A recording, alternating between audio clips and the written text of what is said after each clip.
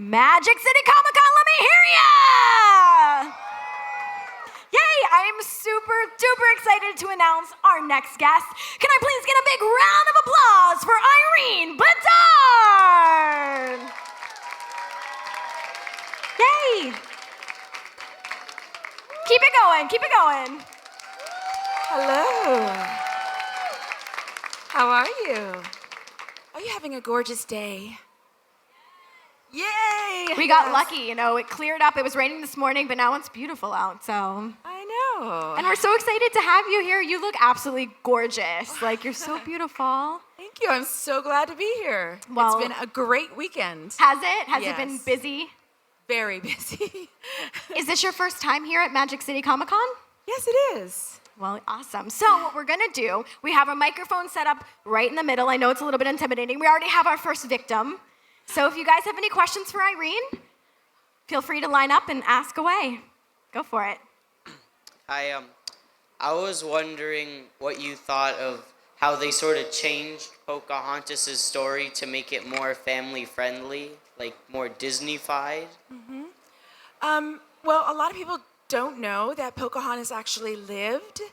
And when she met John Smith, she was only 11 years old. I think it would have been an amazing story to have an 11-year-old, but they really wanted to have the ability for Pocahontas to really be someone who you could look at and be a strong, beautiful Native American woman.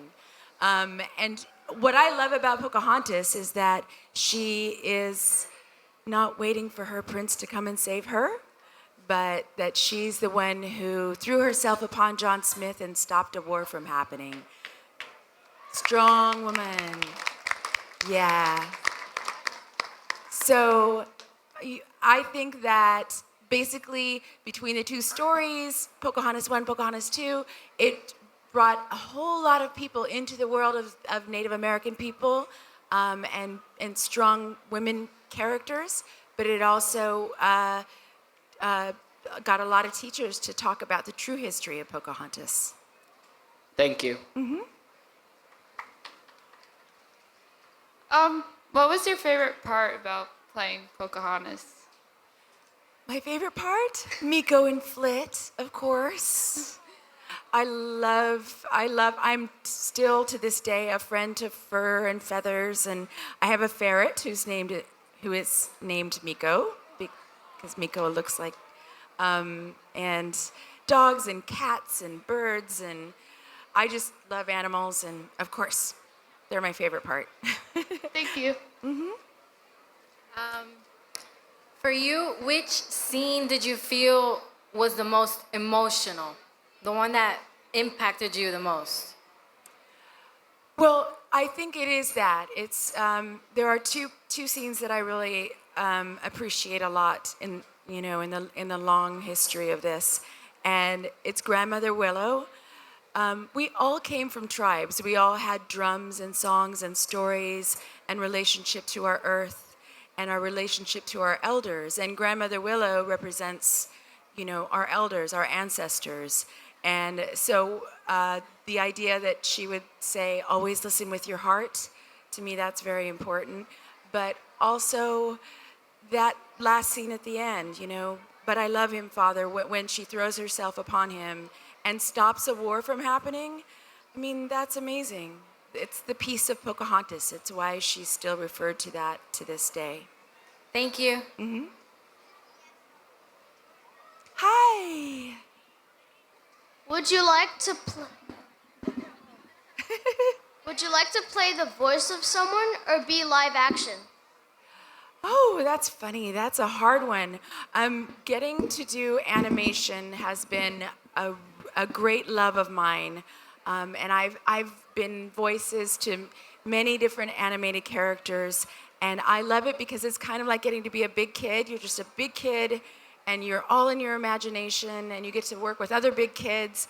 But when I get to go on set and do live action, do film and television, to be able to go and portray all the different people that I've gotten to portray and put myself into their shoes and look through their eyes and be in different times and in outer space and all the different things that I've had a chance to do.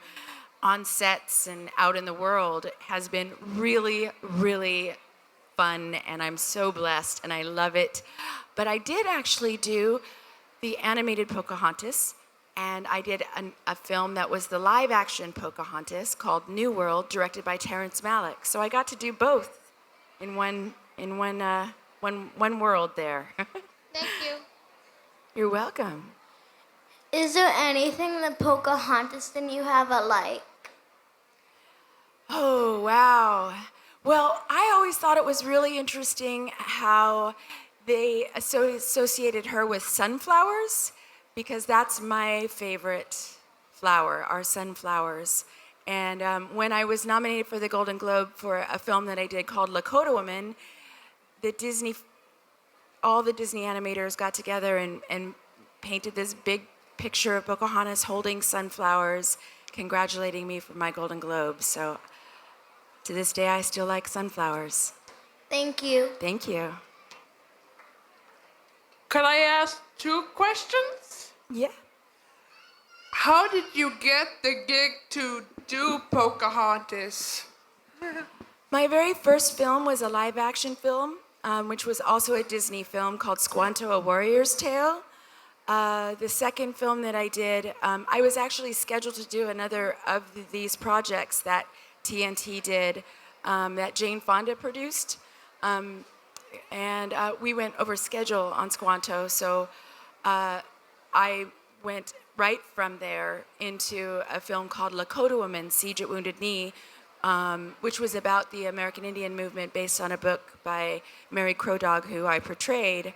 And so I had a few days in between that end of that shoot and the next one, and because I had already done a Disney film, and the casting director who cast me in that film was helping, working with some of the people who were participating with Pocahontas. She gave them that recommendation, and I shot down and got on a train and went in and met with them, and it was, I just had the best, most fun time with them, and I found out I got it while I was in South Dakota filming Lakota Woman. Cool.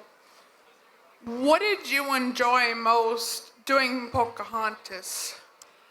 Well, it was really fun getting to go to the studios. I was doing a lot of recording sessions from New York, but then I would fly out to the Buena Vista studios, and the car would come around, and I would have to make a left at Goofy Avenue and a right at Donald Duck Street, and I would end up on that's just amazing. And I think out of it too, I love getting to just be Pocahontas for a lot of my life. It's kind of like getting to be Santa Claus. Thank you. You are great. Thank you. Hi, I visited the real place in Williamsburg, Virginia. Yes. Yeah. When you played the role of Pocahontas, did you know the differences about the real story and your character in the Disney version? Yes, I did. Okay. I was very aware of that. And actually, when we did the making of Pocahontas, we went out to Williamsburg. And then when I went and filmed New World, we were shooting out at Williamsburg as well. In the New World, you played the mom of Pocahontas. I was the mother, yes, Yeah. because Pocahontas was 11 when she met John Smith. Yeah. She was 22 when she passed away in England. Yeah, I I did know. get a chance to go and visit her grave in Gravesend when I was going around with the premieres. And Yeah. One more. Do you enjoy playing Pocahontas or the mother Pocahontas? well, every film and character that I've portrayed, there's always something about participating in that person's life that really gives a lot to me, a lot of richness to me in my life. So people ask, oh, what's your favorite film that you've ever done? And it's kind of like asking me what my favorite child is. They all have something about them that I love and take with me for the rest of my life. Okay, thank you. Thank you. Hi. Hi. I just want to say first that Pocahontas is actually one of my most favorite Disney characters. Not only because finally they had a princess that kind of looked like me, but also just because her interests and her personalities. I loved how much that, she always was looking for an adventure to go on. And that, I think, kind of impacted me when I was younger. So I really love her. My question was kind of going back to the other questions about emotional scenes. What scene or line do you think really embodies Pocahontas as a character or as a person in a whole?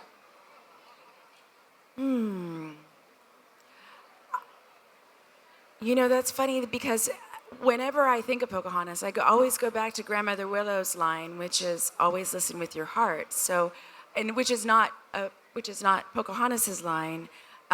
There's so many in there.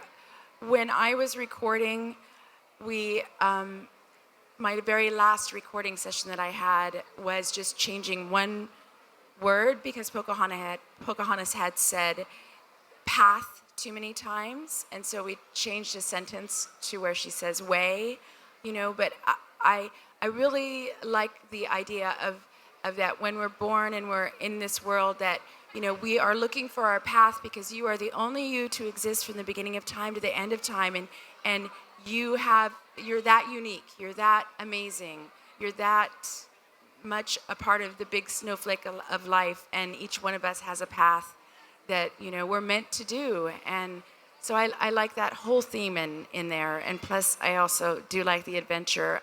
I'm an Inupiaq and Yupik girl from Alaska, and I went to university in Philadelphia and then moved to New York City and then went around the world, and I really am so glad that I overcame any kind of shyness or fear and just went ahead and did what was in my heart, followed my dreams. Okay, thank you. Hi. Hi. I'd just like to say that you look gorgeous today. Thank you. I just wanted to ask, what's like your favorite quality in Pocahontas? My favorite quality? About her? Her strength of self. The fact that even though we all, have doubts, but she had enough of the people who supported her as an individual, and really that was the Matuaka was her name, Little Mischief, is Pocahontas is her nickname, and it's Little Mischief, but she was that. She truly did embody the adventurer and the adventurer's heart. So I love that. Okay. Thank you. Hi. Hi. If you could change anything of Pocahontas, what would you change? Sometimes I feel like I just want to cut my hair, but I keep it long. Do you mean in the film? Yes. I don't think a thing. Nothing? No. Okay.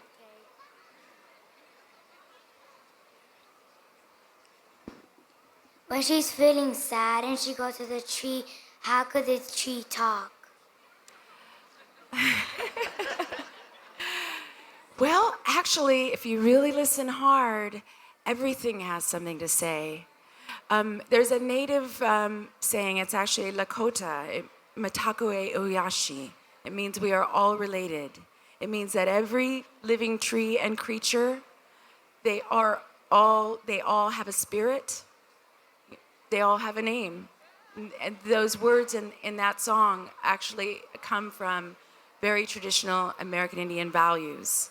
And so if you listen hard enough, everything does speak to you. You just have to sit there and listen. Thank you. You're welcome.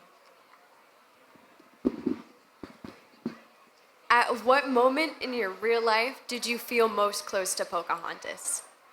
In my real life, probably when it was coming out and all that, there were 110,000 people in Central Park. Pocahontas was controversial, and she was considered a beauty, and she was considered an ambassador to her people. And I was just a shy girl from Alaska, and I'm still shy, but I had to understand at that point that people were sticking microphones in my face and wanted to know what I thought, just like now. And I realized that although I cannot and never will speak for all Native Americans, I do have a voice, have been given a voice, and I have been given a chance to be able to speak on behalf of Native American people, indigenous people, and that heart. And so I am a delegate at the United Nations, and that's what I do. Thank you. Hi. Hello, fellow Disney personality. Hello. You know, when I was going around after Pocahontas came out, I took a Tigger and a Pooh with me because sometimes people would wait long time and the little ones would come up, and sometimes even the big ones, and they would burst into tears, and I would hand over Pooh or Tigger, and you know, it would get all better. So We bounced all the way in from the 100-acre wood here. Yeah. Anyway, I have a question, two questions, one for me and one for Ted the Pooh here. Having been born in Alaska, what's living and growing up in Alaska like? Well, it's definitely a whole different experience. A lot of people don't know that Alaska, because we see it normally on our maps in the little box in the corner, can almost span across the United States. It's the size of 3.5 Texases. So literally, once you leave Anchorage, you're in the middle of untouched wilderness, and you really do just get the idea that you're a little tiny human being on the face of the planet, and you know, you appreciate life a whole lot. Very cold, frigid. Can be. All right, and Ted's question is, was Mel Gibson as crazy to work with back then as he is now, so his reputation is? I don't know. When we recorded Pocahontas, I was, you know, and still am out doing film and television, and he was out doing film. He actually didn't come to the premiere because he was shooting Braveheart, in the middle of shooting and directing Braveheart. So I did all of my recording sessions alone, and so did he, and so did most of the other actors. So I actually never met him. Oh, wow. Someday, maybe. Well, I don't know. He's kind of crazy.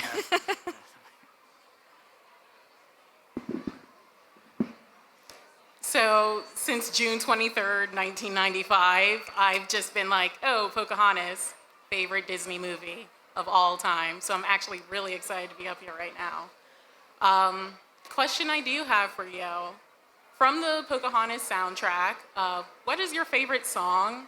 I know you keep mentioning Grandmother Willow, so I might have an idea of where it's going, but just wanted to ask. Well, Colors of the Wind just has so much to say that I think, as I mentioned, speak to American Indian values in general. And so I think that one is probably the closest one. All right, thank you. Yeah. Hi. If you could be any other Disney princess or historical princess, who would you be and why? Oh, I don't want to be any other princess. Pocahontas is Pocahontas. I would be Miko and Flit. I want to be the animals, all the animals. Pooh. I would be Pooh. The Tao of Pooh, Pooh. Or Tigger because he bounces. There you go. Thank you. Hello. Hi. I love Pocahontas, and I also love the show Once Upon a Time. Mm-hmm.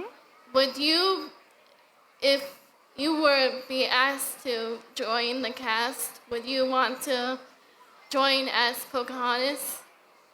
Would I want to join as Pocahontas? I don't know.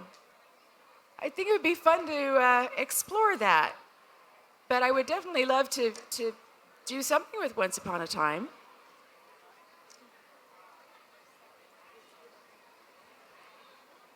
Hello? Hello?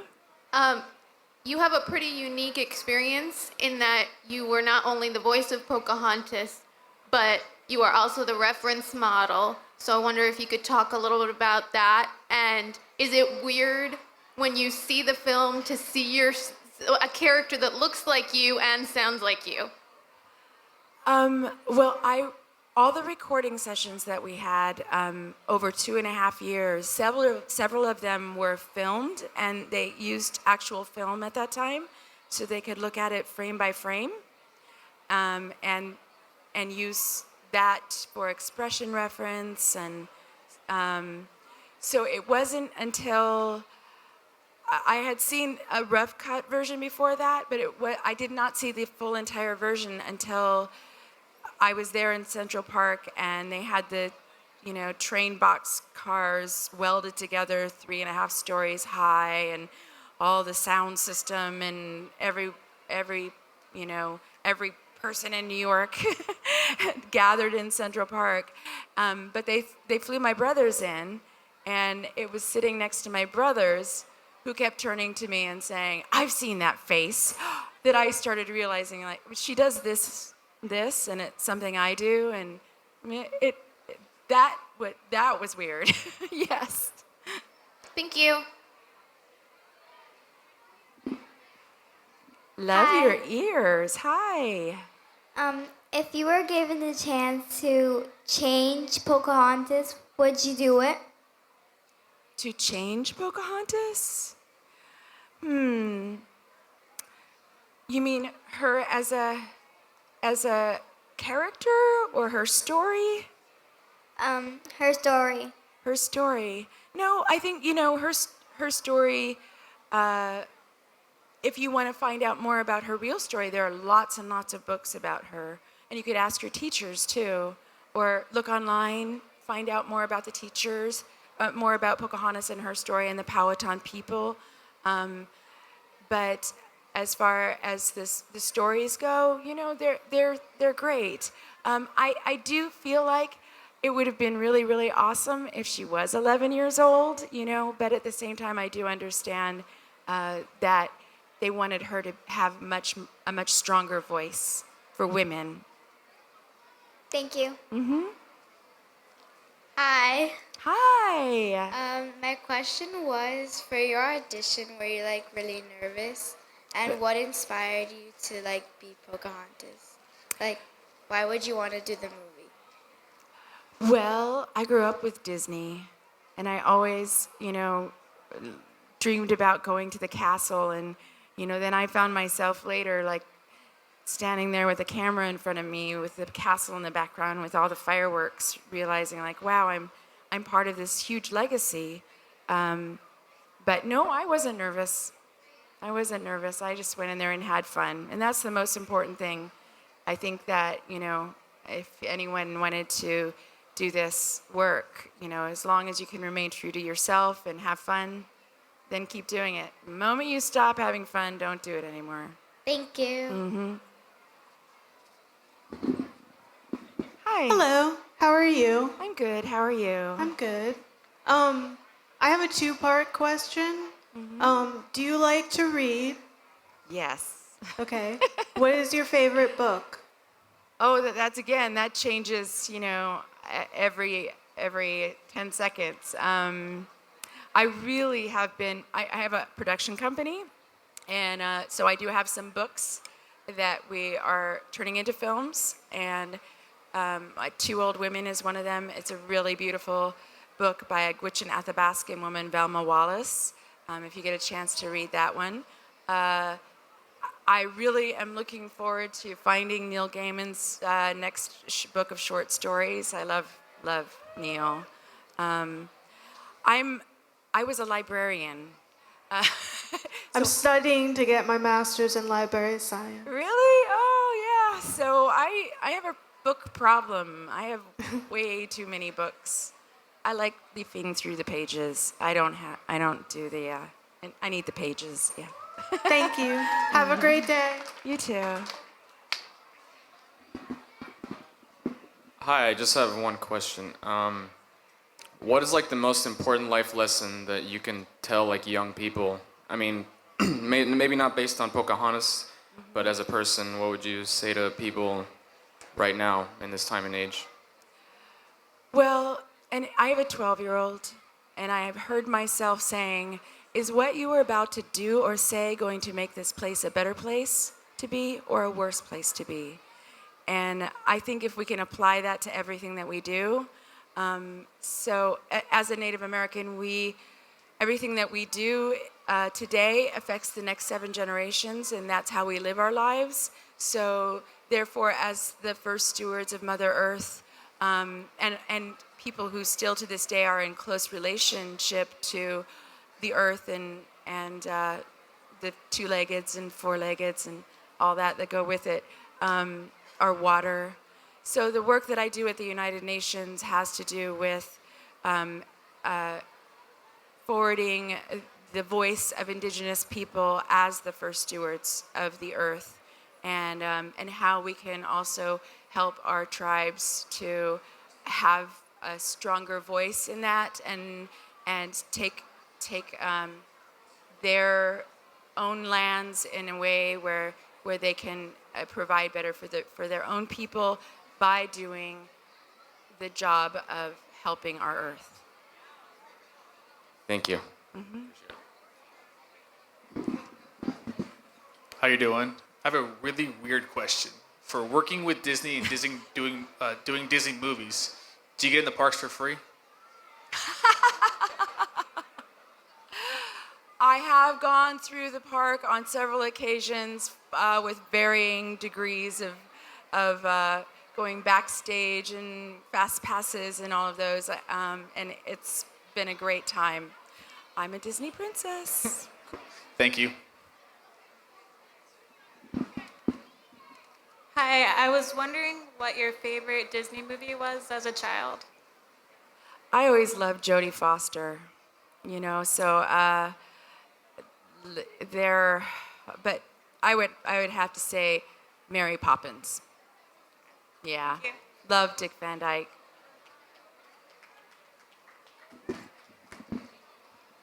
Hi, I was wondering, how did you take different philosophies from the Native Americans and their whole mentality and apply it into the role? Like, did you have an input in actually the creative vision that the directors had for the movie, and actually like filling them in and how natives actually function and how they relate to the earth and everything? In Alaska, we have 239 tribes. In North America, 562 tribes. We have different languages, songs, stories, because we are also related to whatever our land base was. We have different relationships to the plants and the animals in that area, and so those conversations came up a lot in our recording sessions. Just Mike and Jim are amazing and very open to having those conversations. Yes. Thank you. Hi. Hi, beautiful. My question was, what's your favorite quality of Mary Poppins? My favorite quality. Once again, someone knows exactly who she is and exactly what she needs to do to make this place a better place to be. Thank you. Hi, do you feel that with the release of Pocahontas that there was a better representation of the Native American people?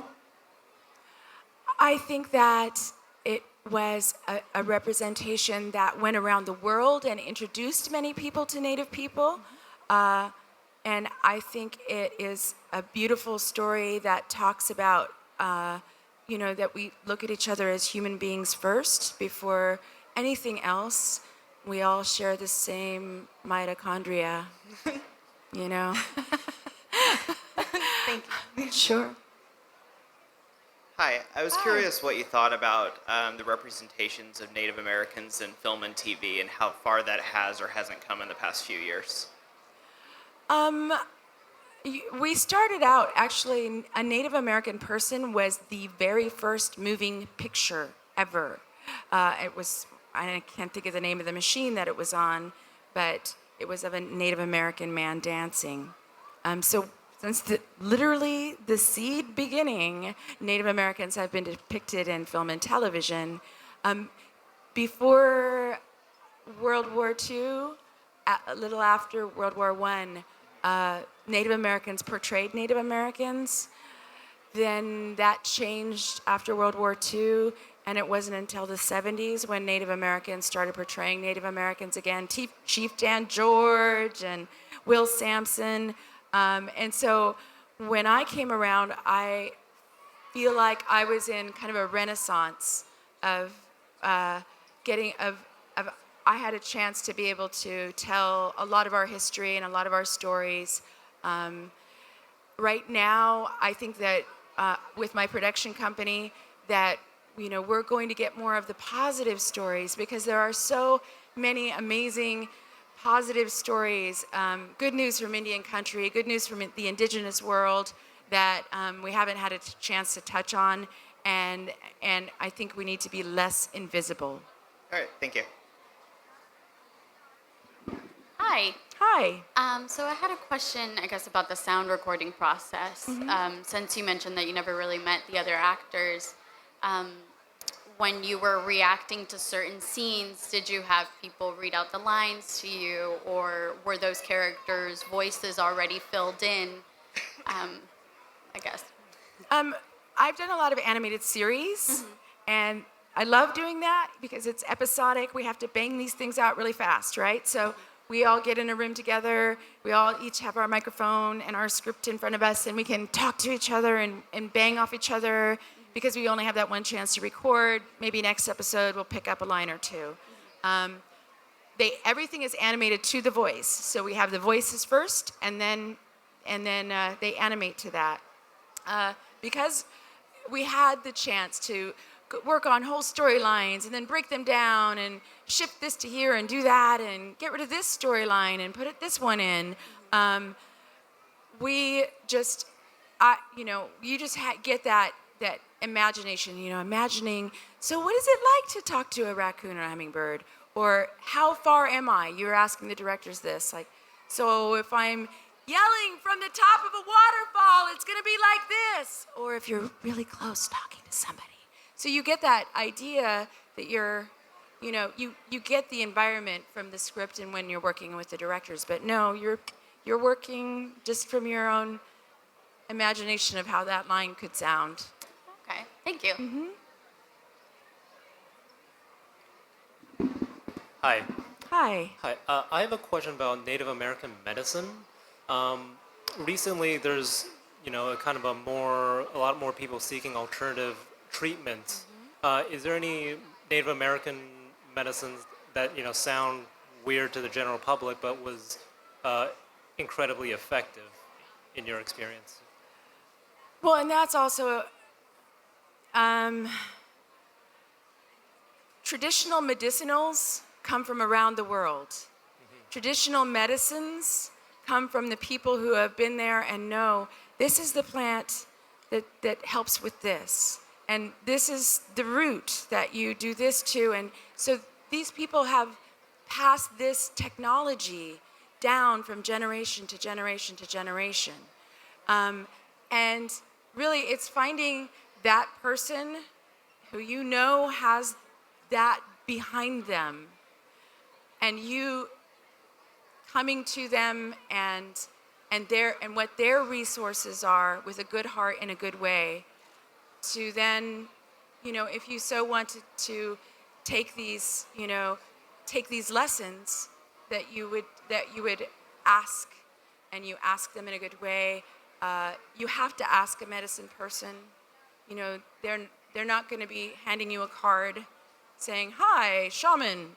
If someone's doing that, you got to go, maybe a little bit, no.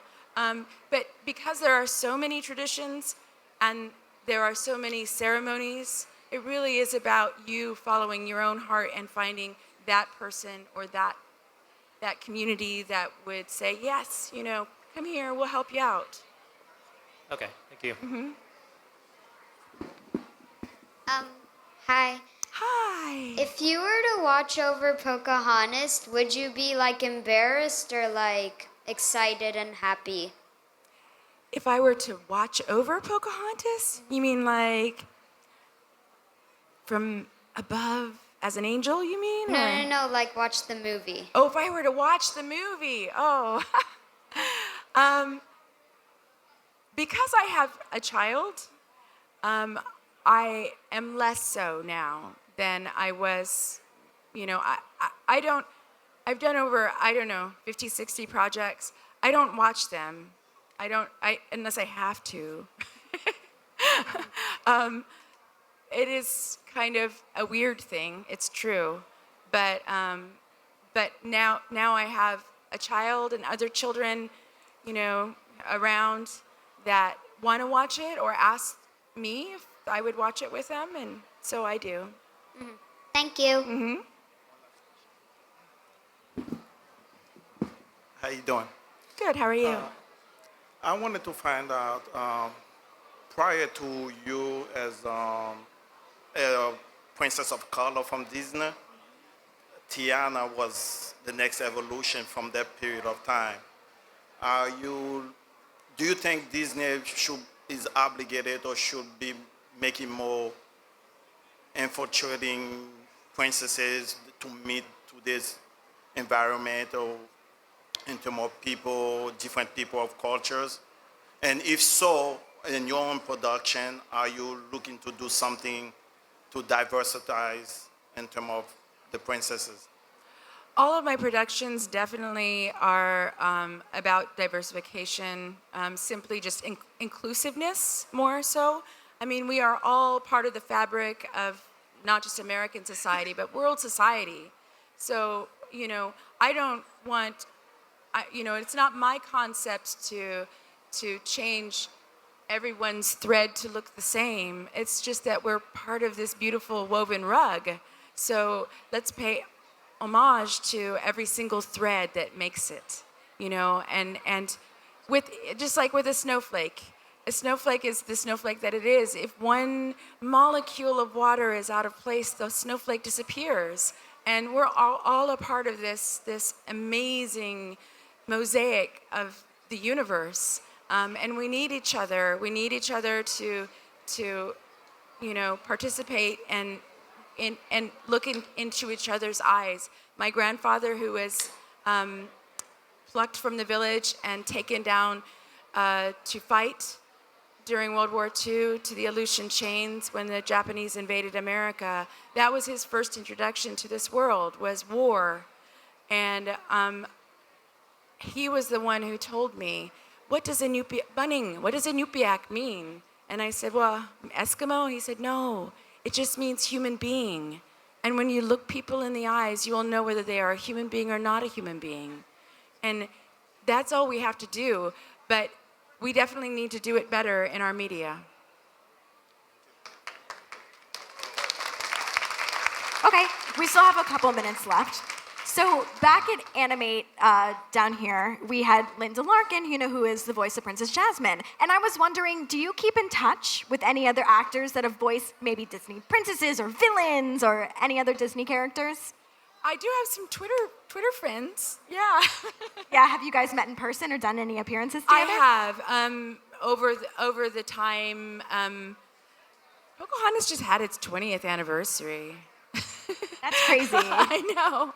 Over the time, we've had different events where we've participated together, and at one point, I even brought my dog to an all-dog show for an outdoor screening of 101 Dalmatians, and they had a paparazzi and everything, so there were a lot of the princesses there.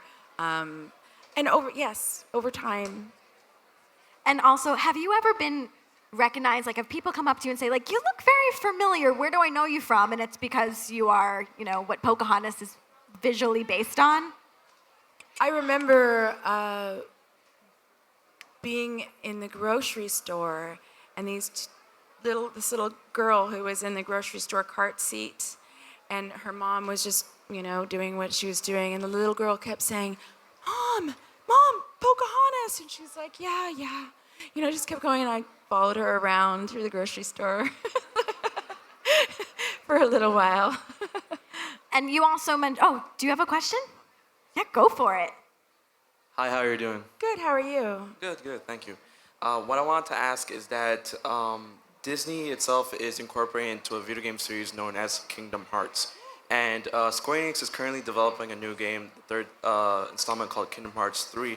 And Disney usually gets a lot of their roles, they get their roles reprised by the original voice actors of their movies. And if Pocahontas were to be incorporated in some way in Kingdom Hearts 3, would you reprise your role as Pocahontas in that video game? I would love to. Thank you. Well, before we take a big group photo, do you want to tell us about the projects that you mentioned you have coming out? Oh my goodness. Sleeping Lady Films has 44 projects on the board right now. I stopped at 44. We have a slate of television projects, including Reservations Not Required, which is a travel, culture, and cooking show featuring a Navajo cordon bleu trained chef named Freddie Bitsui, who's also a cultural anthropologist, and he travels around to indigenous country and just finds out what indigenous food is. And we have a project called Two Old Women that's in the works. We have several other projects. Personally, myself, also as a producer, I have Ron and Laura Take Back America, which is a satire. It's a mockumentary, and that's been doing the festival circuit. And then we have Songs My Brothers Taught Me, which Forrest Whitaker's company picked up, and we're also just had our Sundance and went to Cannes Film Festival, and it's been doing a lot of good work to my children in the film. The lead actors, Johnny and Jay Sean, are amazing, and they are from the Pine Ridge Reservation, and the story is a very real portrayal, and it's been doing very well. Awesome, and we definitely look forward to that. And thank you again so much. And yeah, one more round of sound for Irene Bedard. You're amazing. You. So before you go, we're going to take a big group photo. That's so right. everyone Yay. can gather around the stage. You cannot come on the stage. You can come up to the stage.